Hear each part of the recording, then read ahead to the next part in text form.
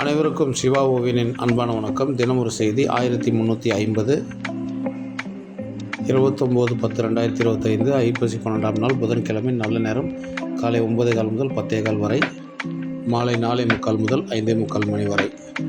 இன்றைய செய்தி: மயிலை விட காகம் அழகு கம்மிதான், ஆனால் படையில் என்னவோ காகத்திற்குத்தான்.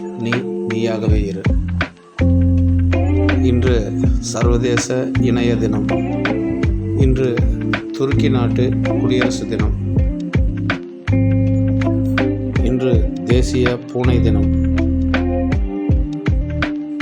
இன்று உலக சொரியாசிஸ் தினம்.